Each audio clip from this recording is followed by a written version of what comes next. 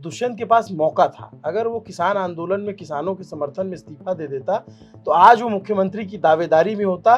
लेकिन अब ये स्थिति है कि हो सकता है कि सीट पे वो हार जाए, जमानत ना बचे। एक बार उन्होंने विधानसभा में आपको चोर कहा था। मैंने उस पर उनसे पूछा कि आपको उस बात का कोई अफसोस है, आपने ऐसा क्यों कहा?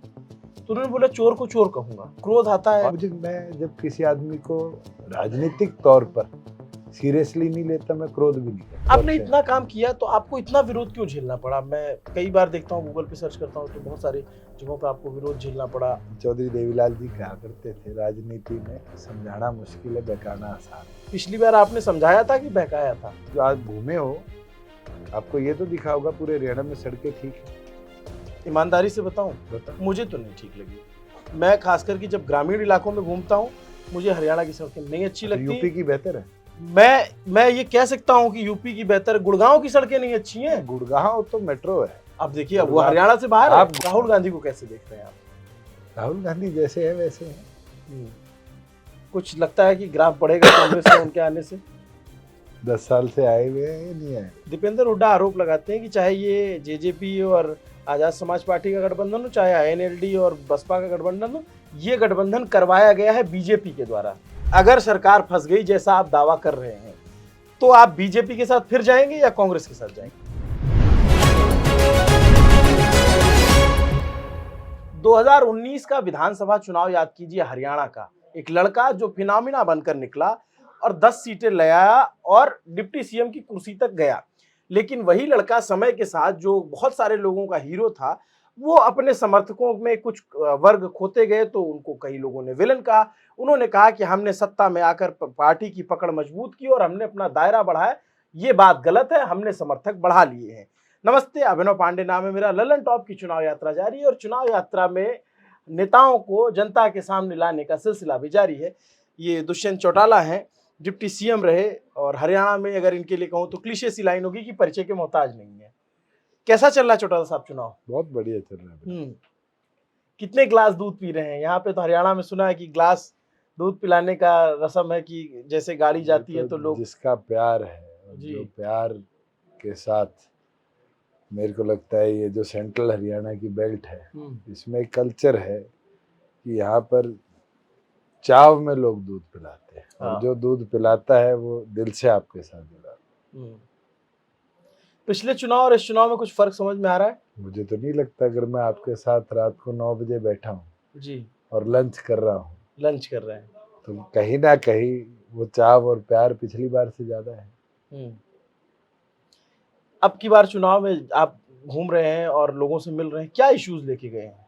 कि बहुत इश्यूज हैं जो हमने काम करे हैं, वो जनता के बीच में लेके जा रहे हैं। और जो हम नया विजन लेकर आए हैं अपना जन संकल्प पत्र के अंदर, वो विजन जनता को आगे लेकर, कैसे प्रदेश को आगे लेकर जाएगा, उसको लेकर चल रहे हैं। जिस सरकार में आपने काम किया उसी सरकार की तो किसान खिलाफत कर रहे हैं। तो क्या हमने किसानों के लिए काम नहीं किया? जी, आप ये बोल रहे हो कि 4.5 साल मैंने एक काम भी किसान के लिए नहीं किया? नहीं, ये मैं नहीं कर रहा। अभी आप कह रहे हो किसान विरोध कर रहा है, किसान अप्रिशिएट भी तो कर रहा है। जी, आप वो पक्ष तो कभी दिखाते नहीं हो कि 2 दिन के अंदर हिंदुस्तान में हरियाणा इकलौता प्रदेश है जी, जो फार्मर के खाते में उसकी पूरी पेमेंट भिजवा देता है। हरियाणा वो प्रदेश था जब तक मैं गवर्नमेंट में था जिसका फार्मर ओवरनाइट मंडी में नहीं रुका। जब फसल लेकर गया, सेम डे प्रोक्योरमेंट हुई, सेम डे लिफ्टिंग हुई, 2 दिन में पैसे मिले। हमने वो हरियाणा बनाया जहां अगर क्रॉप को डैमेज हुआ फ्लड से, हेल स्टॉर्म से, तो 30 दिन के अंदर उसके खाते में पूरा पैसा उसकी फसल नुकसान का पहुंचाया। और तो और शायद आपको ना पता हो कि गवर्नमेंट ऑफ इंडिया 6,500 रुपये प्रति एकड़ देती है एनडीआरएफ में। हरियाणा इकलौता प्रदेश है जो अपनी पॉकेट से 8,500 ऐड करता है, 7,500 ऐड करता है और उसको 15,000 रुपये प्रति एकड़ ले जाता है। जी, मैंने कर दिखाया है। मुझे पता है कि हरियाणा का फार्मर 4 क्रॉप्स के बीच में पिस रहा था, पैडी, वीट, सरसों, बाजरा। इसको, कॉटन को और ऑल्टरनेटिव क्रॉप्स को कैसे ले जाया जाए, हमने स्कीम बनाई और उसके अंदर 7,000 रुपया प्रति एकड़ कोई ऑल्टरनेट क्रॉप पे जाता है उसको इंसेंटिव दिया। हमने हमारे जो इरिगेशन चैनल्स थे जो 20-20 साल से रीमॉडल नहीं हुए थे उनको रीमॉडल कराया। मेरी कॉन्स्टिट्यूंसी में मैं कह सकता हूँ 4 बड़े मेजर हैं जो पानी को कैरी करते हैं, जिनको हम डिस्ट्रीब्यूटरी कह देते हैं अंग्रेजी में। सारी डिस्ट्रीब्यूटरी 1980 के दशक में बनी थी, आज सारी कंक्रीट लाइनिंग के साथ दोबारा रीमॉडल हुई है, तो अंतिम छोर तक पानी पहुंचा पाए। आज किसान के लिए जो नॉन एमएसपी क्रॉप्स हैं जी, उनकी प्रिक्योरमेंट के लिए भी 52 भरपाई योजना 19 क्रॉप्स पे हमने शुरू करी। आपको पता है टमाटर 1.5 रुपए का भी बिकता है और 40 रुपए का भी बिकता है। बिल्कुल। पर जब 1.5 रुपए का टमाटर बिकता है तो 4.5 रुपए हरियाणा सरकार से हम दिलवाते थे कि एटलीस्ट किसान को 6 रुपए प्रति केजी मिले। इसी और हमें देखकर मध्य प्रदेश ने और प्रदेशों ने ये योजनाएं शुरू करी। तो हमने बहुत कुछ किया है। विरोध एक चीज हो सकती है, और विरोध किस चीज का था जिसमें हरियाणा का कोई लेना देना ही नहीं था। केंद्र के कानून थे और बारी बारी उन्हीं चीजों को आप लाएं और मेन स्ट्रीम मीडिया में दिखाएं कि कृषि कानूनों का विरोध है। आप कभी जाकर एक आम किसान से ये तो पूछिए कि तेरे खेत के अंदर पहले से ज्यादा बिजली की व्यवस्था हुई नहीं हुई। आज जो हमारे पानी की डेप्थ हर रोज गिर रही थी, वो डार्क जोन से कैसे हम प्रदेश को उभार के आए, वो नीति बनी नहीं बनी। जो ये कदम उठाए हैं, मुझे लगता है ये कदम है जो हमारी फार्मिंग कम्युनिटी को आगे लेकर चलते हैं। मगर हमें और कदम उठाने हैं, हमारा विजन है। आपको शायद ये नहीं पता होगा कि आप जिस गाड़ी में आए हैं उस गाड़ी को खरीदने के लिए आपको कोलेटरल नहीं देना पड़ा, घर के पेपर या कोई और तरीके का। मगर किसान का जब ट्रैक्टर खरीदा जाता है तो आज भी उस पर 2 एकड़ जमीन कोलेटरल के तौर पर रखवाई जाती है, उसको समाप्त करना है। आज के दिन हम देखते हैं जो इरिगेशन के चैनल्स डैमेज हो जाते हैं, खाल डैमेज हो जाते हैं, उसके लिए कोई प्रोविजन नहीं है रिपेयर का। हमने रखा है कि 10 साल में उसको रिपेयर कराने का हम काम करेंगे। तो ये नए विजन, जैसे ड्रोन्स आ गए खेती के लिए, दीज आर एग्रीकल्चर इक्विपमेंट्स जो नए आए हैं, उसको लाने के लिए हम 80% सब्सिडी देने का विजन लेकर आ रहे हैं। अच्छा, मैं ये जानना चाहता हूँ कि जब आप इतना अच्छा कर रहे थे उस सरकार में बीजेपी के साथ गठबंधन, तो छोड़ के क्यों आना पड़ा? 4.5 साल कर लिया, चुनाव साथ 6 लड़ने का फैसला नहीं हुआ, और कोई मेरी उनसे शादी हुई थी जी, तलाक हुआ है मेरा।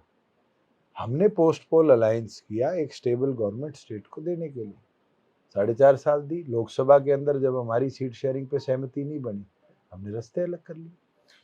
कुछ लोगों ने, आपके विरोधियों ने कहा कि ये वोटर्स को छला गया, जिन वोटों को दुष्यंत को मिले वो बीजेपी के खिलाफ के वोट थे। आप मुझे एक चीज बताइए, आपने अपना चैनल यूट्यूब पे शुरू किया जी, यूट्यूब पे तो शायद और बहुत चैनल होंगे, सभी व्यूअर्स हर चैनल तो नहीं देखते।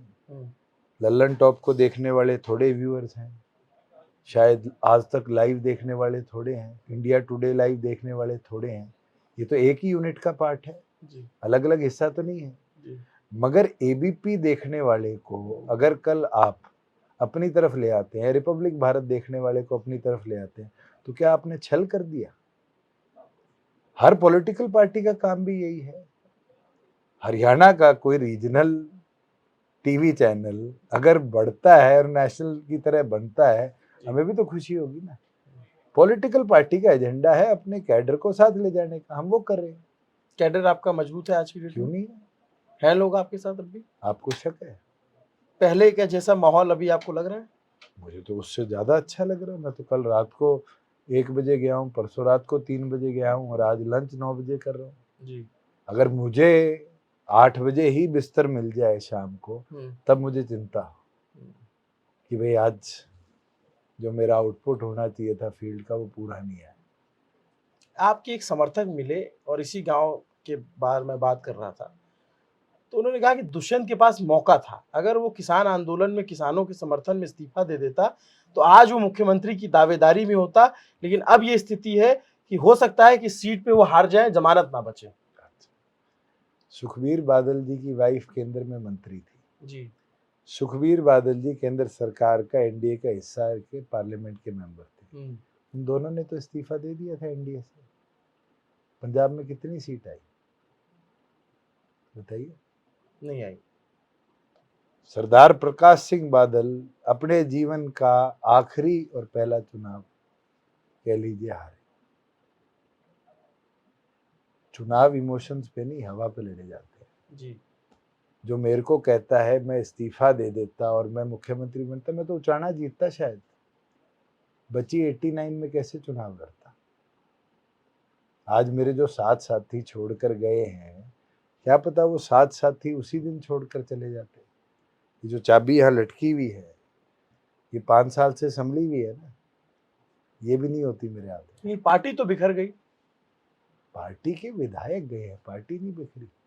शिवसेना की तरह मुझे कोर्ट में नहीं जाना पड़ा कि मेरा सिंबल बचाओ, जी। या मैं एनसीपी के तरह कोर्ट में लड़ाई लड़ रहा हूँ, ठीक है। या सपा की तरह लड़ाई लड़ रहा हूँ। हमारी पार्टी आज वही है। पार्टी के लोग गए हैं, और लोग भी वो गए हैं जो हमारे पास आए थे और संगठनों से पिछले चुनाव। कई सारे विधायक आपकी पार्टी छोड़ के गए, हो सकता है आपसे इस बार बहुत सारे लोग जुड़े भी हों। आपने हवा की बात की, हवा से चुनाव लड़ता है, किसकी हवा लग रही है इस बार? इस पर तो मुझे लगता है हंग असेंबली है। हंग असेंबली लग रही है। आज जिस तरह की परिस्थिति, मैं लगभग 58 विधानसभाओं में घूम के आया हूँ, 90 में तो जाने का मौका नहीं मिला क्योंकि चुनाव 20 दिन अर्ली हो गया प्लानिंग से। उस हिसाब से मुझे नहीं लगता कि बहुमत का आंकड़ा कोई छुपाए। कोई नहीं छुपाएगा, ऐसा आपको लग रहा है? मुझे तो पूर्ण लगता है। बड़ी पार्टी किसको देख रहे हैं इस बार चुनाव में? मुझे दोनों की उम्मीद है कि बराबर बराबर सी सीट ली जाएगी। इस बार फिर आप अपने आप को किंग मेकर की भूमिका में देख रहे हैं? मैं इतना बोल सकता हूँ, लास्ट टाइम कहता था मैं कि ताला हमारी चाबी से खुलेगा।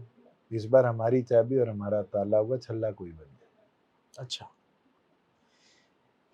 मैं बीते दिनों हरियाणा में घूमते हुए ऐसी ही बात सुनने को मुझे मिली आपके चाचा से, आईएनएलडी के अब के सर्वे सर्वा, उनके आपके दादाजी भी हैं।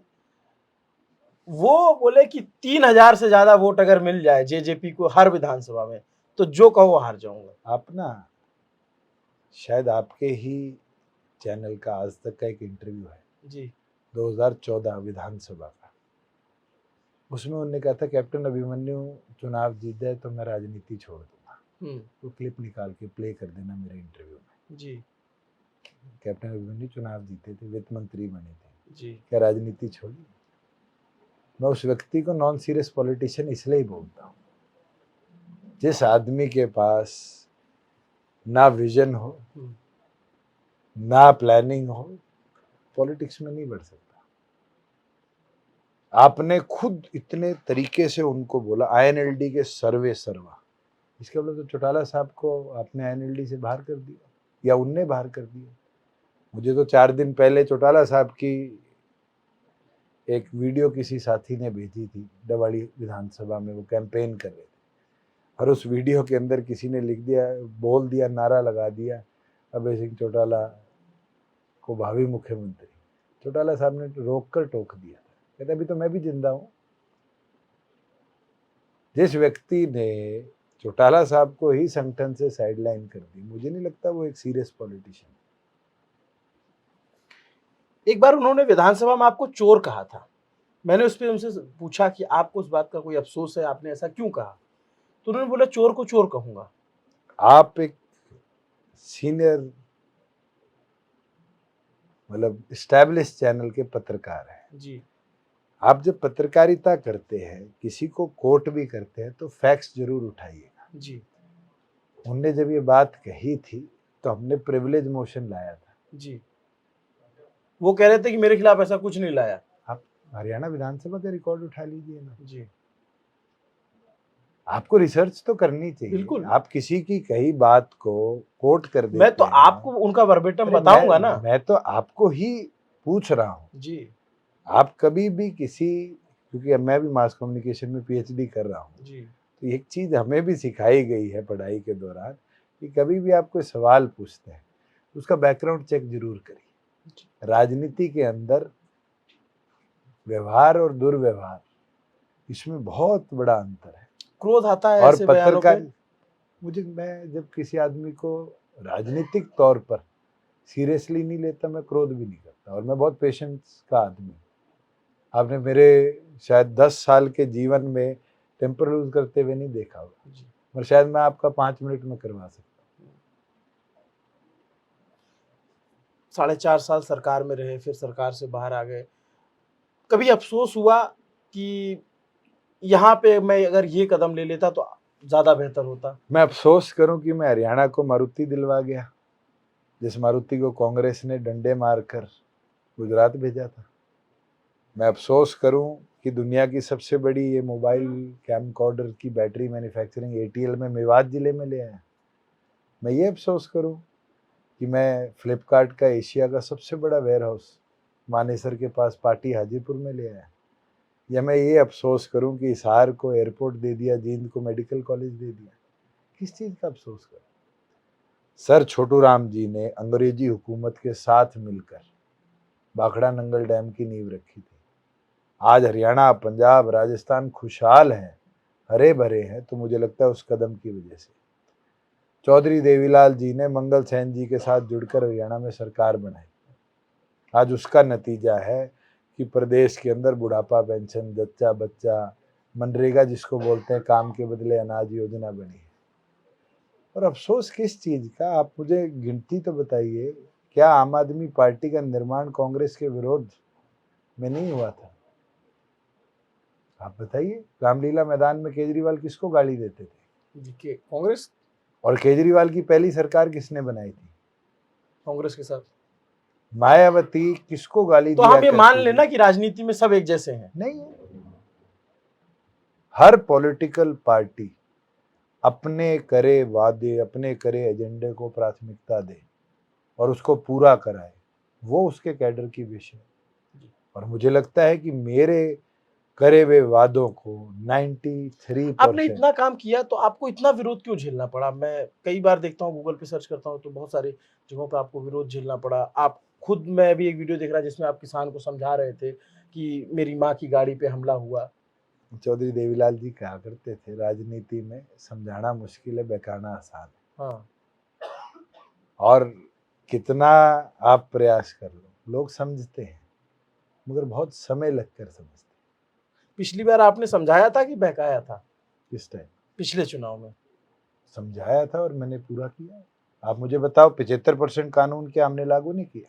इस बार आपको क्या लग रहा है किसने आप बहका सुनो दिया? तो सही, आप बीच में आप मेरे को टोक देते, मैं आपको बता रहा हूँ समझाने की बात। जी। जब मैं युवा मेरा रोजगार मेरा अधिकार कहता था तो मैं विधानसभा में 75% कानून लेके आया। जब मैं बात करता था महिलाओं को पंचायती राज में 50% आरक्षण दूंगा, मैंने दी। बीसी है, कोनाई है, तेली है, कुम्हार है, सुनार है, लोहार है, कश्यप है, झिमर है, जितनी बैकवर्ड ए की छातियाँ थी, क्या मैंने उनको 8% रिजर्वेशन नहीं दी? दी। क्या मैंने मेरी बहनों को करावा वादा कि तुम्हें फ्री बस पास की सुविधा मिलेगी, जितने एग्जामिनेशन होंगे वो डिस्ट्रिक्ट के अंदर 50 किलोमीटर के दायरे में होंगे? मैंने अचीव नहीं करे।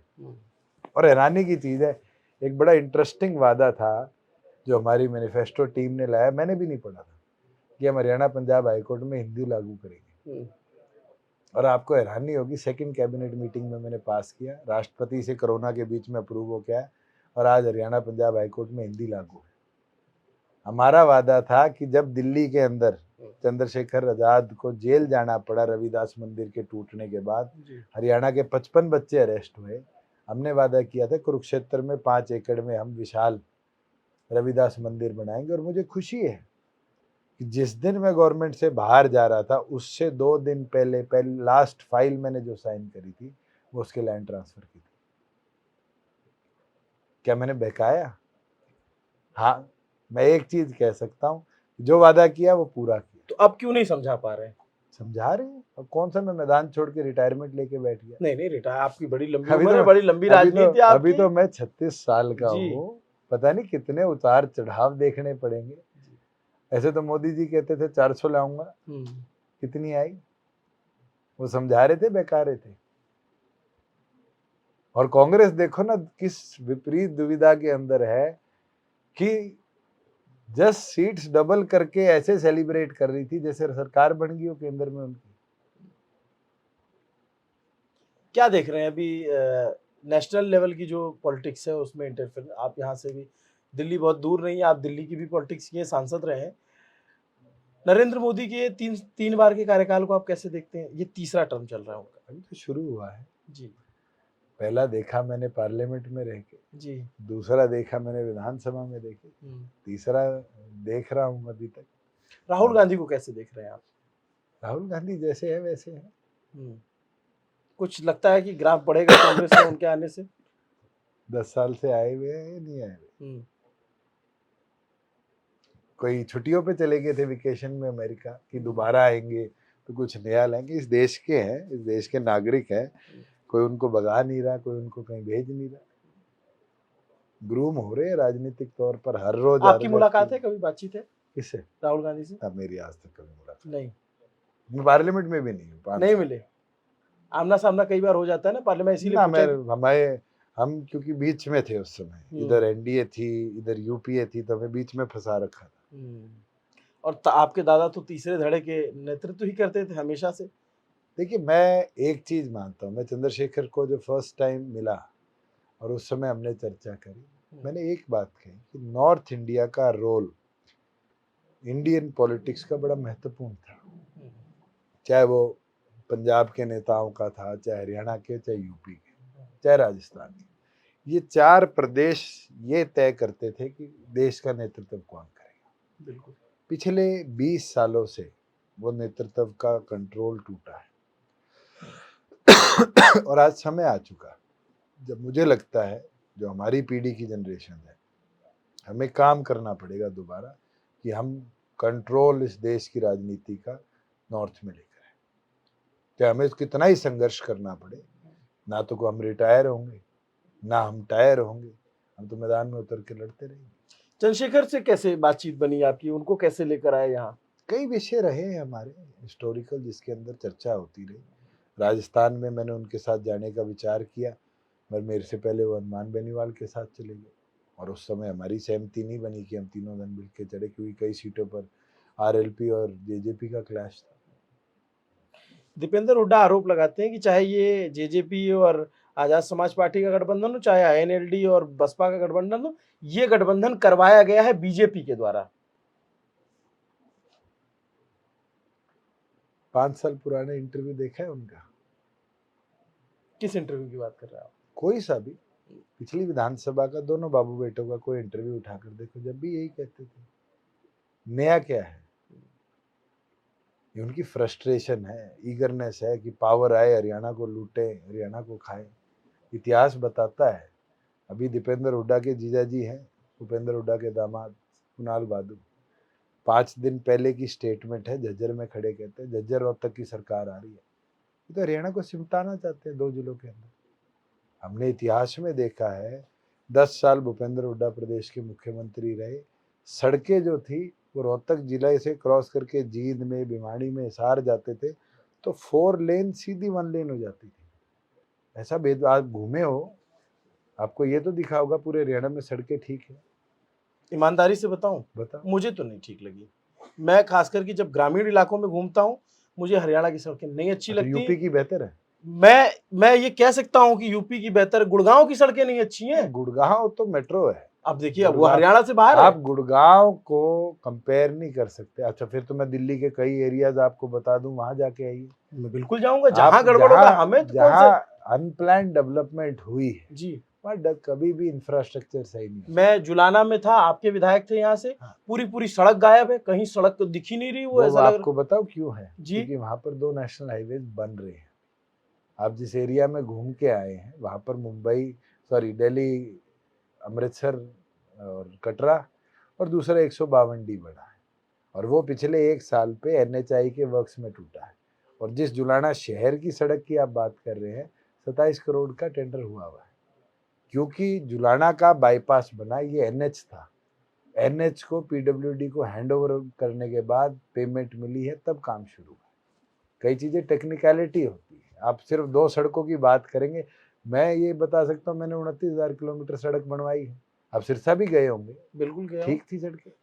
जो मेन सड़कें हैं वो, आप जैसे मान लीजिए एक जिले से दूसरे जिले को कनेक्ट करने वाली सब, वो ठीक है। मैं फरीदाबाद, गुड़गांव, नूह में फर्क नहीं कर पा रहा था, सड़कें ऐसी थी। ईमानदारी की बात बता रहा हूँ आपको। चलो, अब आप कौन सी सड़क पे गए हो? मैं तो फरीदाबाद से नूह जाने वाली एक सड़क है, 2 साल पहले बनी है, बिल्कुल बढ़िया एनएच है। मैं पहली मतलब दूसरी मर्तबा हरियाणा घूम रहा हूँ। मेरे पास जो फीडबैक था मैंने आपको ईमानदारी से दिया। आप अभी सत्ता में थे, आगे रहेंगे। आप फीडबैक आया है, मगर मैं इतना तो मैं भी बता सकता हूँ मैं अगर दिन के 400 किलोमीटर ट्रैवल करता हूँ तो मुझे पता है हरियाणा कितना विकसित हुआ है, और मैं उस आप चीज ये कह पे- रहे हो कि पहले की तुलना में बेहतर हुआ है? नहीं, और प्रदेशों की तुलना में बेहतर है। आप कभी गुजरात की सड़कों पे गए हो? बिल्कुल गए, इंटरनल रोड बिल्कुल गए, वहां भी कैसी है? खराब है। आप यूपी की इंटरनल रोड पे गए हो? मैं बिल्कुल यूपी से तो मैं हूं ही, यूपी कैसी है? तो मुझे फिर भी कंफर्टेबली यूपी में, मध्य प्रदेश में, राजस्थान में सड़कें ज्यादा सही लगती हैं। फिर आप गुजरात में आप यूपी के कौन से इलाके से हो? मैं प्रयागराज से हूँ। हाँ, तो आपके वहां तो प्रधानमंत्री का इन्फ्लुएंस है। देखिए ये आप यूं भेदभाव ना करिए। आप ऊपर बहराइच गए हैं? नहीं, मैं हर जगह गया हूँ, मैं पूरा उधर देवरिया से लेकर के इधर मेरठ तक पूरा गया हूँ। हाँ, तो आप पूरे की बात करिए ना। अपने अपने एक जिले के अंदर जहाँ प्रधानमंत्री 50,000 करोड़ रुपया दे देते हैं उस जिले की विकसित करने के लिए, उसका कैसे कंपैरिजन एक स्टेट नहीं, अपने मैं- बजट से करे? यार हमारा रोड बजट 5300 करोड़ है, यूपी का रोड बजट 70,000 करोड़ है। हम कैसे तो कंपेयर आपका करेंगे? स्टेट भी तो एरिया वाइज जो है छोटा है। हाँ, तो फिर भी हमने उससे बेहतर इंफ्रास्ट्रक्चर दे रखा है। I can proudly say that. अच्छा, खैर अब ये चलते चलते बता दीजिए कि अगर सरकार फंस गई जैसा आप दावा कर रहे हैं, तो आप बीजेपी के साथ फिर जाएंगे या कांग्रेस के साथ मैं जाएंगे? आपके साथ जाऊंगा जिस पे आप हाथ रखेंगे। मैं तो या आप मेरे पास आ जाइए, सिक्का उछाल लीजिए, जिसके नाम का सिक्का गिरेगा उसको पहले या फोन। आप जाने की स्थिति में रहेंगे भी? क्यों नहीं? आपको इतना विश्वास भी मेरे पे नहीं है? अब ये तो जनता विश्वास तय करेगी, हाँ, मैं तो नहीं तय मुझे तो करना। विश्वास है। हम अच्छा। मेहनत जो कर रहे हैं, कोई गाय भैंस तो नहीं चरा रहे, जनमत ही इकट्ठा कर रहे हैं, और जब जनमत मिल रहा है और जिस संख्या में मिल रहा है, मुझे तो पूर्ण विश्वास है। किससे ज्यादा विचार मिलते हैं आपके, बीजेपी से या कांग्रेस से? क्यों? मेरे तो आज चंद्रशेखर से विचार मिल रहे हैं। क्या दो युवा 36 साल के हरियाणा के अंदर परिवर्तन नहीं ला सकते? इसलिए आप परिवर्तन के लिए निकले, आपको बहुत सारी शुभकामनाएं। लेकिन फिर भी पब्लिक ये जानना चाहेगी जरूर कि अगर सरकार डामाडोल- आप पब्लिक को मेरी तरफ से ही कह दीजिए ना कि जाकर चाबी का बटन दबाइए। नहीं, मैं ये नहीं कर सकता। नहीं, मेरे और चंद्रशेखर के मिलके 46 जिताइए, हमें किसी की जरूरत ही नहीं। नहीं, ये तो पब्लिक ये पब्लिक तो आपने जो जानना काम किया होगा उस पे जनता तय करेगी। पब्लिक जानना चाहती है। पब्लिक ने तो वोट देके तय करना है, वो क्यों जानेगी? चलिए वो तय मैं कर तो लेगी। उनसे आग्रह कर सकता हूँ कि आपकी ताकत है, और आप अपनी ताकत को 5 तारीख को मजबूती के साथ आजाद समाज और जननायक जनता पार्टी गठबंधन के प्रति जोड़ें। चलिए, आप चुनाव में शुभकामनाएं आपको। और आप अपनी सीट पे भी मेहनत कर रहे हैं, आप बाकी सीट पे भी मेहनत कर रहे हैं। देखते हैं, चुनाव के नतीजे बताएंगे कि 5 तारीख को चाबी किसके हाथ रहेगी, ताला किधर जाएगा, दरवाजा कहाँ होगा, कुंडी किधर लगेगी। ये सब कुछ जनता तय करेगी। 5 तारीख जब दूर नहीं है, आज 2 तारीख जब हम इंटरव्यू कर रहे हैं, 8 को नतीजे आ जाएंगे। देखते रहिए दी ललन टॉप। नमस्ते, मेरे साथ हनी है कैमरे के पीछे, मेरा नाम अभिनव पांडे। दुष्यंत जी की बातों पे आप क्या सोचते हैं, कमेंट करके जरूर बताइए। शुक्रिया।